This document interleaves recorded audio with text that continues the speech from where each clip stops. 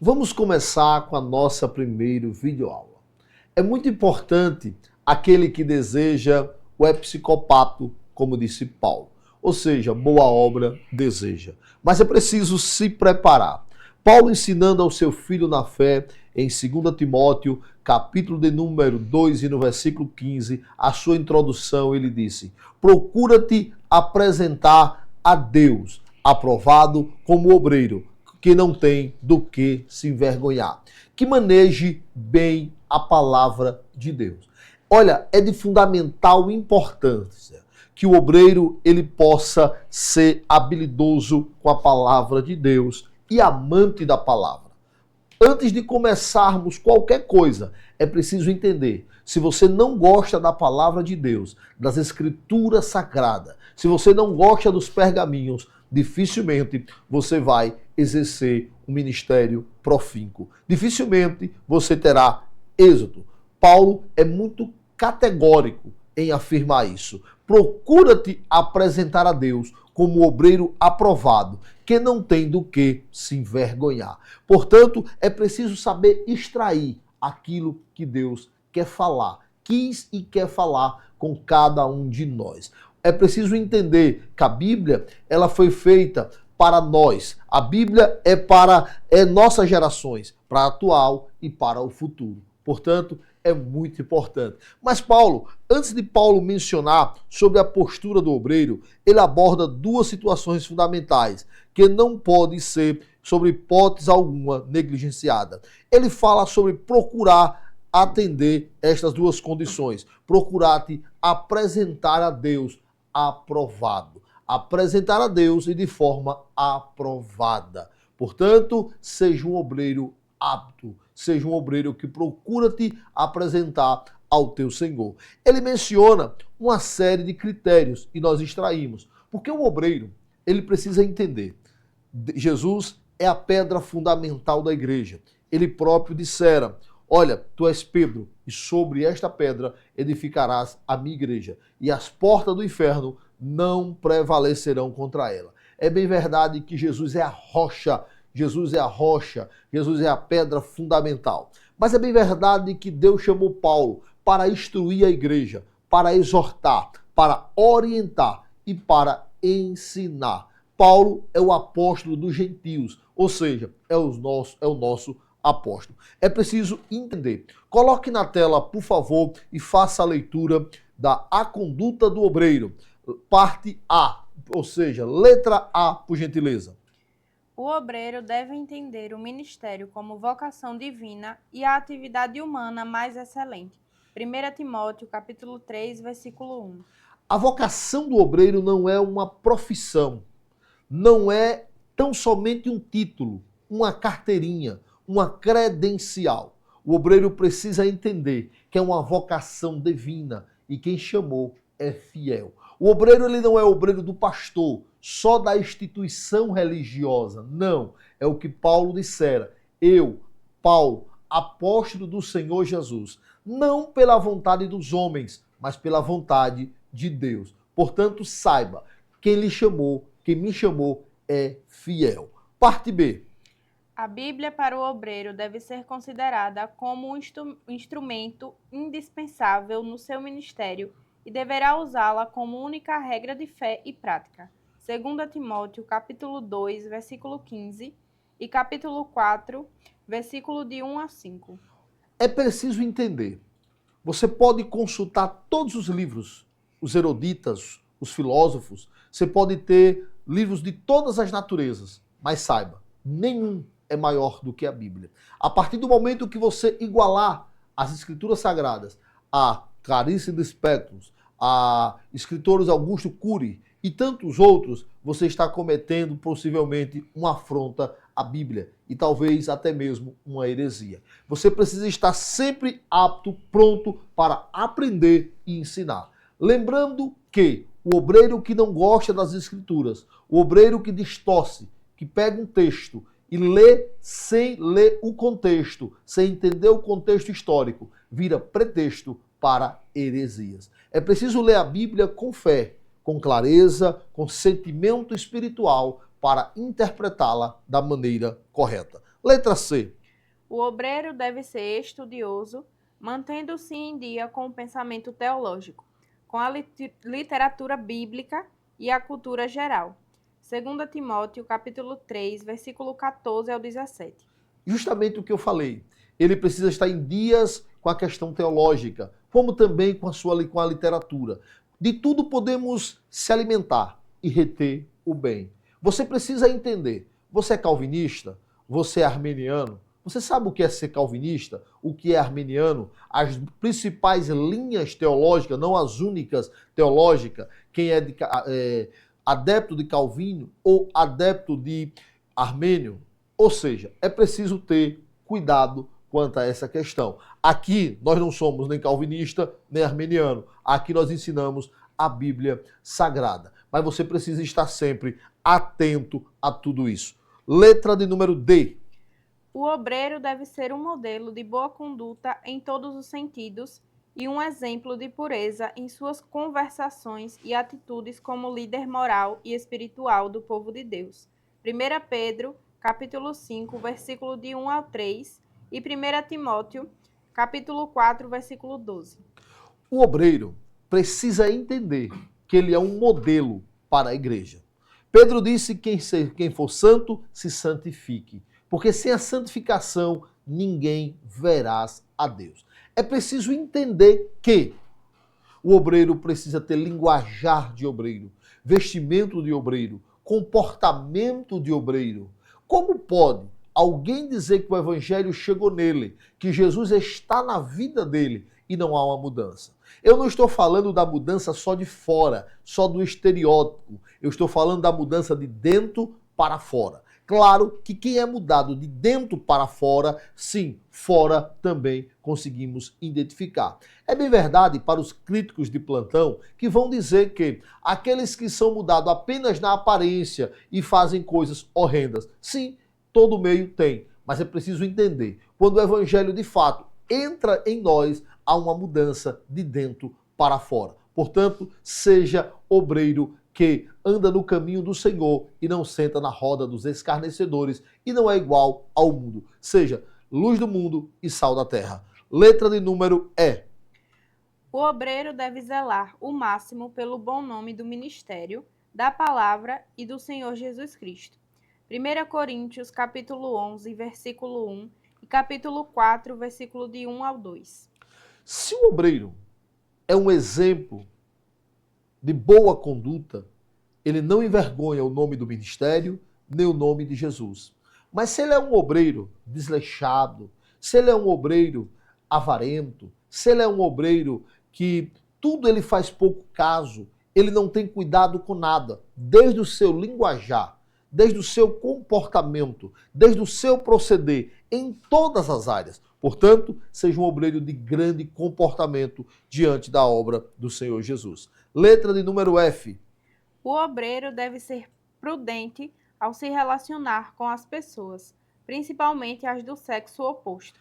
1 Obreiros. Timóteo, capítulo 5, versículo de 1 ao 2. O obreiro precisa entender que a igreja é formada de crianças, de jovens, de mulheres, de homens, de senhores. E ele precisa ter bom comportamento com todos e tratar todos de forma cordial, harmônica, com simpatia, mas entender que o obreiro homem precisa ter limites com a irmã e assim e vice-versa. Portanto, precisa ter um certo cuidado, porque você é santo, você é santa, mas é homem, é carne, é falho, tem defeitos. Portanto, mantenha-se diante da linha da prudência, do equilíbrio, tá bom?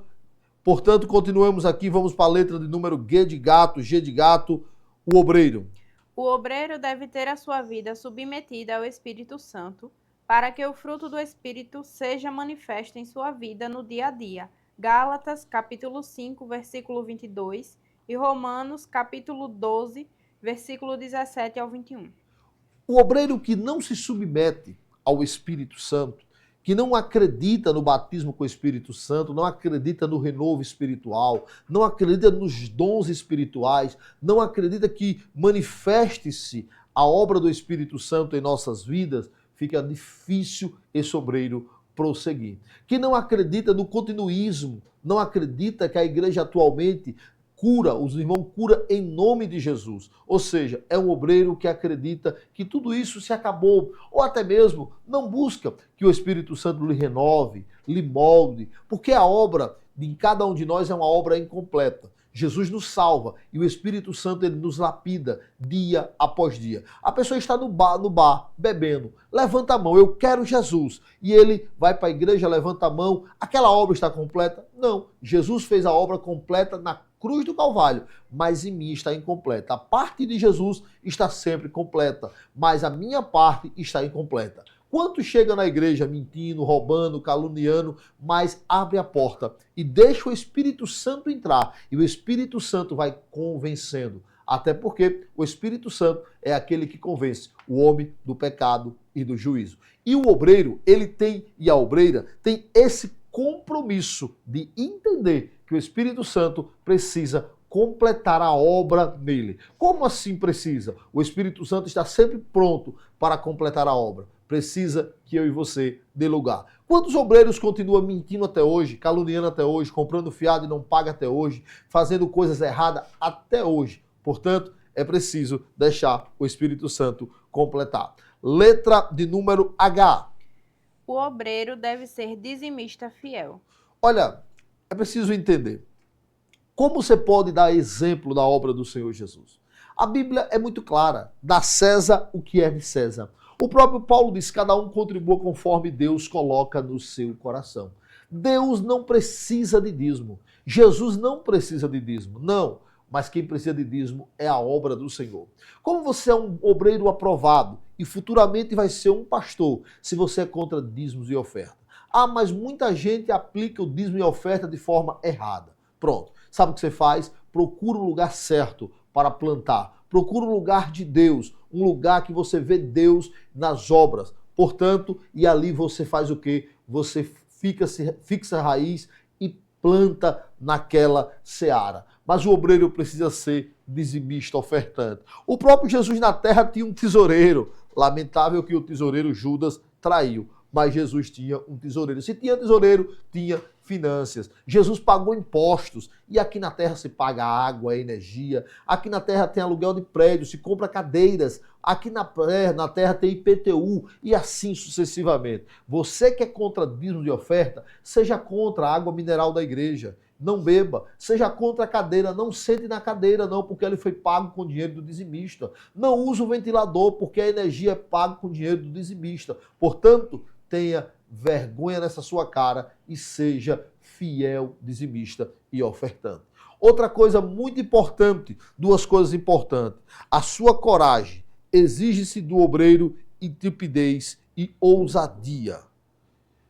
O obreiro precisa ter coragem. O obreiro precisa usar a sua fé.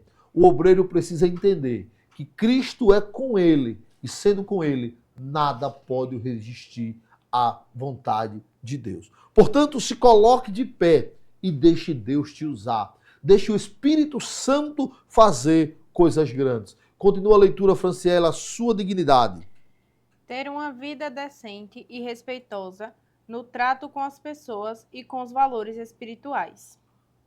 A dignidade de um obreiro se revela através... Olha, é preciso ficar atento a essas características. Se você percebe que o obreiro ele tem uma dignidade moral, se você ficar atento, se ele tem desvio de conduta, logo você vai perceber. Nós estamos na página de número 7. Ela vai ler aqui, a dignidade de um obreiro se revela através, por favor, da sua linguagem. O obreiro deve evitar linguagem imprópria ao seu ofício, piadas obscenas. Perceba, logo você identifica piadas de Zelezinho e companhias limitadas, um obreiro que tem um vocabulário muito chula, o que aprendeu no mundo não deixou para trás, ainda vive na vida do velho homem. É preciso deixar o velho homem morrer, a velha criatura morrer. E aí, mano, e aí, trouxa, tá ligado, velho? É nós, é na caveira. Você é um homem de Deus, uma mulher de Deus. Você tem que ter linguajar santo, linguajar que chegue ao público, que as pessoas entendam e traga confiança. Continue. Da sua reverência no trato com as coisas sagradas e respeitosas. As coisas sagradas, que são as coisas de Deus, a Santa Ceia, o ato de evangelismo, a salvação de vida, olha, o pastoreio, o santo homem de Deus, tudo aquilo que é santo em nosso meio, você não pode tratar como profano. A Santa Ceia você não pode tomar como simplesmente um indigno, um impuro. Portanto, tenha lealdade com as coisas espirituais. Continue. Do seu relacionamento decoroso com o sexo oposto. Já tratamos sobre isso. Você pode ser santo, pode ter uma vida de oração, mas é carne, é fraco, é homem e é mulher. Precisa ter essa consciência. Continua. Sua descrição. O obreiro deve ser moderado, agindo sempre com discernimento em relação à posição que ocupa. Olha, precisa ser equilibrado, moderado. Tem obreiro que hoje ele quer ganhar o mundo e amanhã ele está ou vida, ou céu. Precisa ter equilíbrio. Devagar e sempre prosseguindo avante. Por favor. Deve ter cuidado no trajar, vestindo sempre condignamente com a função que ocupa. Com todo respeito, eu não estou falando apenas de terno e gravata, por mais que seja muito elegante.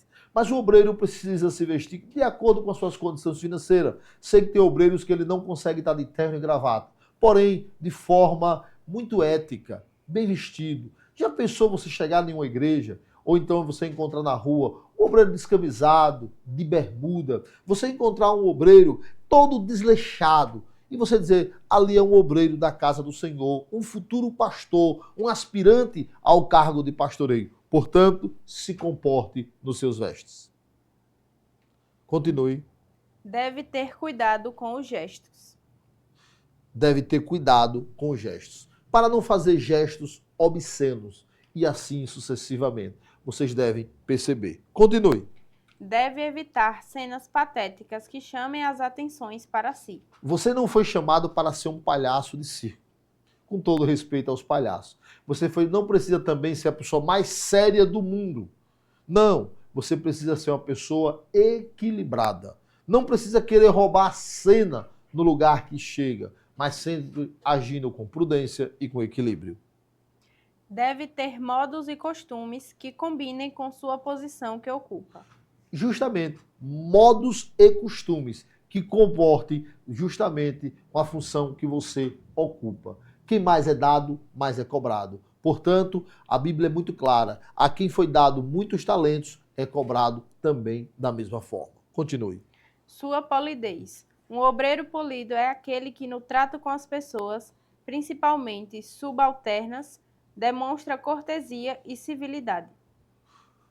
Por mais que você esteja um grau acima de alguém, se é que está, se você é um evangelista, está acima do presbítero, do diácono, trate com cordialidade, com respeito.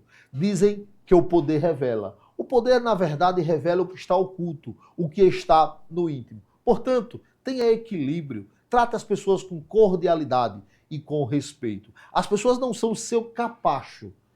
Olha, liderança bem constituída é aquela, não é que se impõe, que pisa, que humilha. Não, não é essa. Liderança se constrói, liderança se conquista e as pessoas passam a admirá-la e a respeitá-la. Por favor.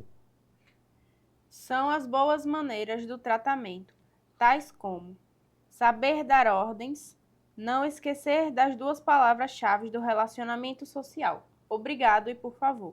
Você é um líder? Não seja Saddam Hussein. Não seja um ditador. Não. Muito obrigado, por favor. Tenha cordialidade no trato.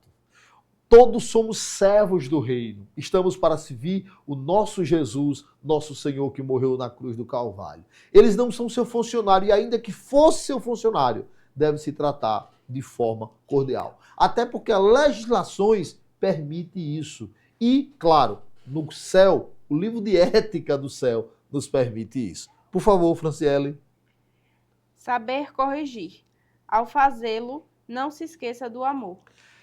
Olha, só sabe o que é misericórdia quem um dia precisou de tal. Tem pessoas que não sabem o que é misericórdia porque não sabem corrigir no amor. Alguém errou, dá vontade de matar, não é? Dá vontade de fazer esfolar, matar quando eu falo espiritualmente. E você, quando errou? Lhe mataram? Lhe jogaram fora? Não? Portanto, tenha cuidado, tenha paciência, tenha jeito, corrija com amor. Continue. Saber relacionar-se com os colegas de ministério. Não esquecer as boas formas de tratamento.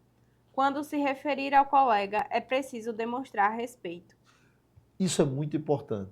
Tem pessoas que, ao crescer no ministério, despreza os que são cargos que eles chamam de inferior. E julga ser subalternos, servos, escravos. Esse não é o caminho. Se perceba que Jesus não destratou sequer a mulher adúltera, não destratou aquele publicano, Zaqueu, aquele que ele disse: hoje me convém pousar na tua casa. Portanto, o trato seja cordial. Continue. Saber vigiar as palavras. Elas tanto curam quanto matam. Tiago disse que as palavras, a língua, ela é muito perigosa. Por isso Deus fez para a língua o seguinte: uma jaula, que é os dentes, colocou paredes, que é os lábios, e achou pouco, ainda aprendeu no céu da boca. Tem um ditado mundano que diz: caveira, quem te matou? A língua. Portanto, é preciso ter muito cuidado nas palavras, pois elas são como uma flecha. Uma vez lançada, não pode mais voltar atrás. Continue. Sua liderança, segundo Gendel, liderança é o exercício de dons espirituais sobre o chamado de Deus para servir a determinado grupo de pessoas, para que este atinja os alvos que Deus lhe deu, com o fim de que glorifiquem a Cristo.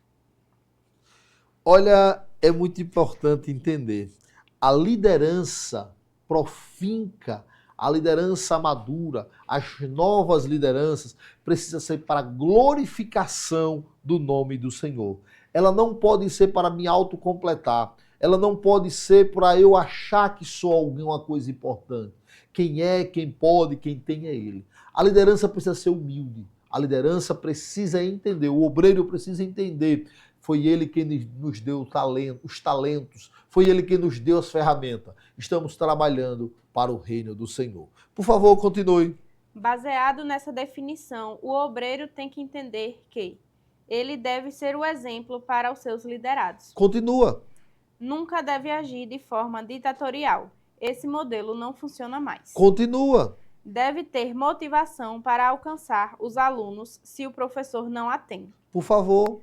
Nunca deve agir como dominador, porque o rebanho não é a sua propriedade particular. Ele é apenas confiado a homens chamados por Deus. Continue. Deve avaliar sempre o perfil de sua liderança, se ela está enquadrada no modelo bíblico. Olha, entenda. Um líder, um obreiro, ele foi chamado para servir e não para ser servido. A Bíblia diz: melhor é servir do que ser servido.